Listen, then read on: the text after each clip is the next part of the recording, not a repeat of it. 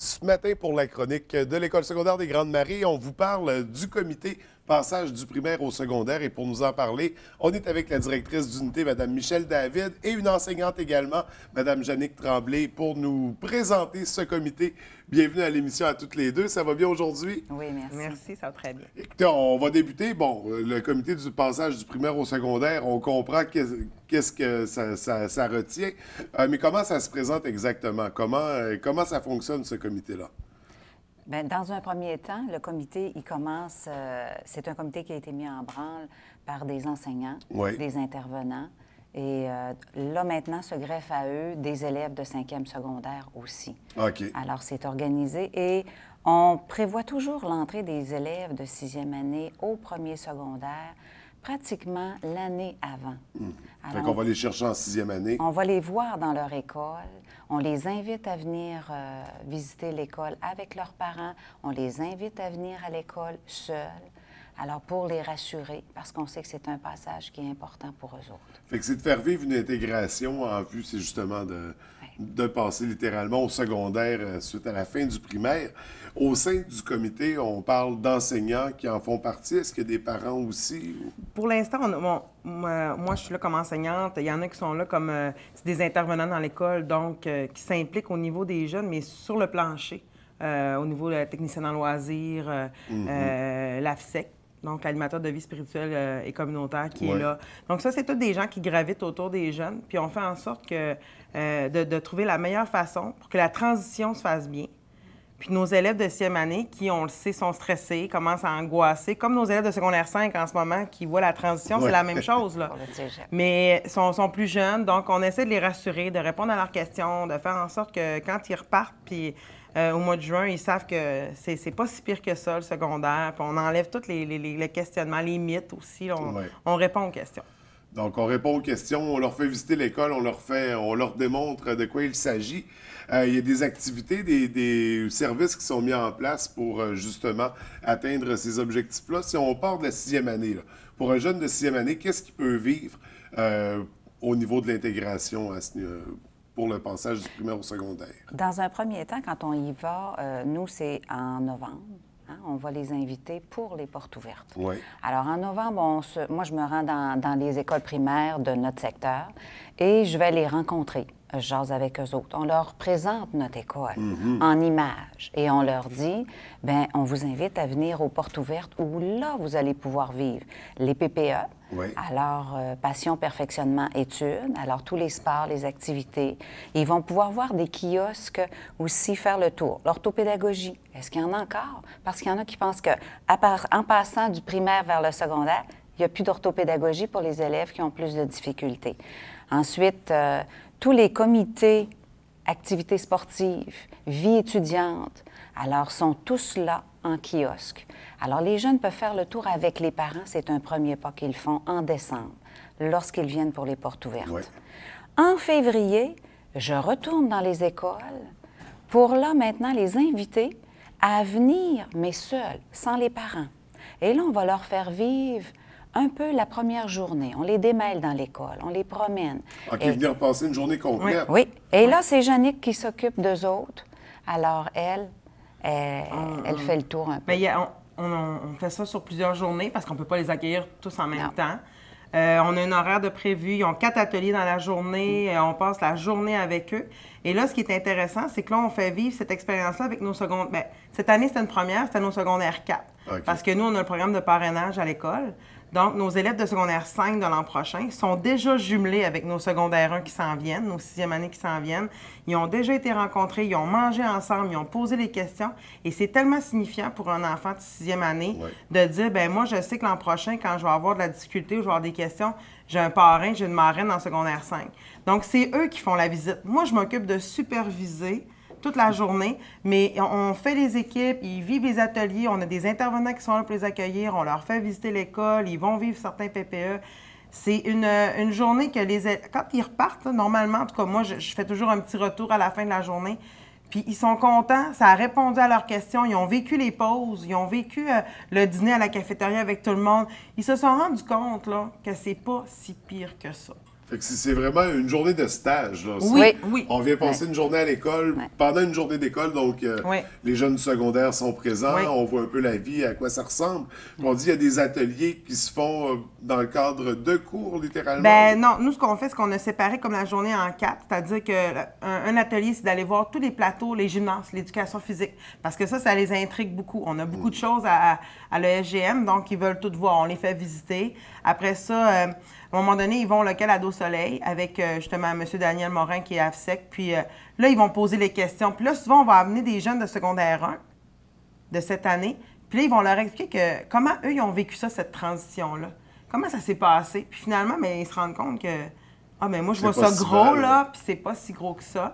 Après ça, on leur fait visiter tout l'étage du secondaire 1. Les profs qui sont disponibles, qui sont pas en examen, la majorité vont laisser leur porte ouverte pour qu'on puisse rentrer avec eux.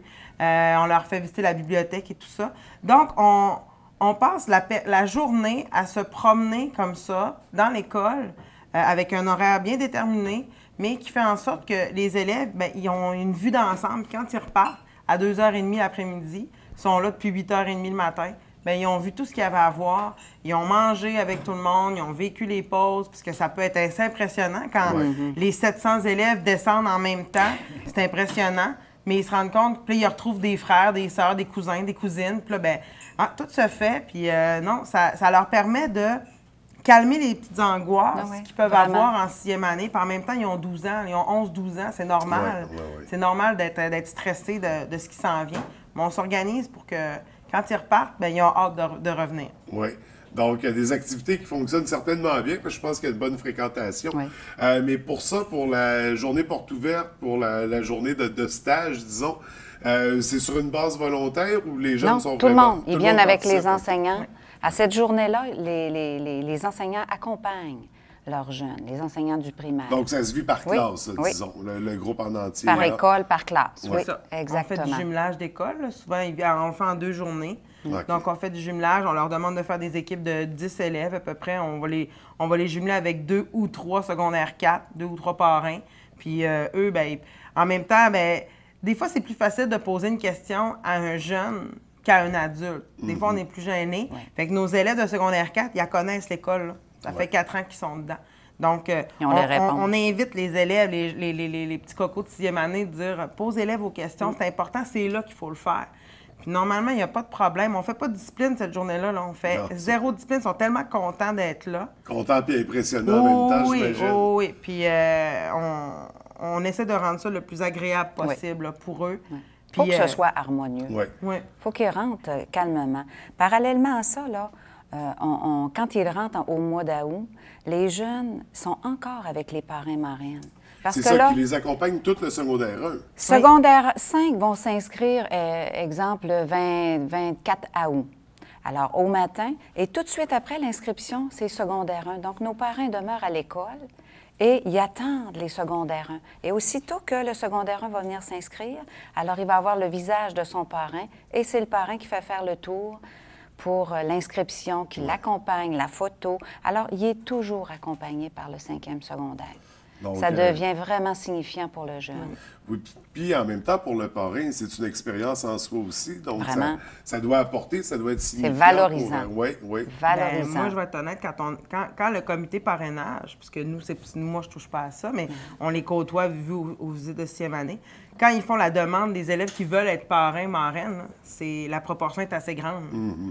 Sur 100 élèves, et il y en a presque le 3/4 qui veulent être parrains. Là. La moitié à 3/4. Là. Et puis, il y en a qui en ont 1, 2, puis 3 des filleuls, puis ils s'en occupent, puis ils sont présents. Puis il a fallu qu'ils écrivent une lettre en début pour donner leur motivation. Puis non, c'est quelque chose de sérieux. Là. Ils sont jumelés, pas aléatoirement, ils sont jumelés avec les goûts de chacun. Alors, on essaie d'aller chercher là, des caractéristiques communes. Oui, donc pour que le jumelage se passe bien, il faut que ça fitte. Oui, si on veut que le jeune aille vers son parrain ou sa marraine. Ensuite, c'est cette relation de confiance-là aussi. Lors de l'entrée scolaire. Oui. Alors, le jour 1, alors encore là, les parrains sont là à l'accueil des jeunes. Et par la suite, on laisse nos 5e secondaires aller vivre leur jour 1, eux autres aussi. Mais par contre, on prend le relais avec les intervenants qui sont toujours là et qui sont présents dans la grande salle, dans tous les coins de... Ils sont pas dans les bureaux. Les intervenants, là, pendant 2 semaines de temps, aussitôt qu'il y a un jeune qui a un questionnement, une insécurité, alors il y a toujours un coin où il y a un adulte qui est là à l'aider. Pendant 2 semaines, et parce qu'on sait d'expérience que c'est un bon 2 semaines à se démêler dans une école, à être insécure, j'ai oublié mes livres, qu'est-ce que je peux faire? Et là, on va le diriger convenablement. Et là, ils sont là pour tous les secondaires aussi, parce qu'il y a des nouveaux qui s'ajoutent, parfois des gens qui emménagent pendant l'été. Donc, mais souvent, on voit des élèves qui vont démêler des plus jeunes. Oui. Oui, ils vont leur dire le chemin, puis ils vont les démêler. Bien, on l'encourage en même temps par le parrainage. Le parrainage, exactement. Et tout au cours de l'année, bien, ces petits parrains et marraines-là, bien, ils vont rencontrer nos jeunes. Cette année, j'ai cumulé 10 rencontres au grand total que les parrains, marraines, ont rencontré leurs jeunes, que ce soit le déjeuner de Noël, où ils déjeunaient seuls avec leurs parrains, marraines, à l'Halloween, la Saint-Valentin, où ils sont remis un petit message d'amitié, de remerciement. Là, au mois de mai, on a il y a une activité aussi, qui est prévue là, de remise de cartes de fin d'année. OK. Ouais. Il y a une belle complicité qui s'installe entre les parrains puis les parrains marraines avec leurs filleuls. Il y a quelque chose. Quand ceux de secondaire 4 décident de s'impliquer l'an prochain, c'est parce qu'ils s'impliquent à fond. Oui. Puis nos petits probablement secondaires qu'ils ont un bon souvenir de eux quand ils étaient au secondaire 1, la relation Oui. avec le parrain. Donc, ça doit inspirer aussi à « Ah, ben moi aussi, quand je serai au secondaire 5. » Ben c'est ça, il n'y en avait pas à cette époque-là. Ah, donc, c'est resté bon. Mais peut-être qu'ils auraient aimé ça le vivre. Donc, ils se disent, moi, quand je suis en secondaire 1, là, j'en avais plein de questions. Je vais m'organiser pour répondre à celle-là de mon filleul, puis d'être présent pour eux autres. Mais ça marche, ça marche super bien, ce mode de fonctionnement-là. Puis nous, ben c'est ça. Cette année, on essaie ça. Nos élèves, normalement, les secondaires 1 ne rentraient pas en même temps. Non. On les rentrait une journée avant. Il y avait une journée dans le fond, on prenait ça une pédagogique, puis les autres rentraient. Mais là, cette année, on les rentre tout le monde en même temps. On leur fait vivre le jour 1 comme les autres. On va peut-être juste leur intégrer un guide. OK.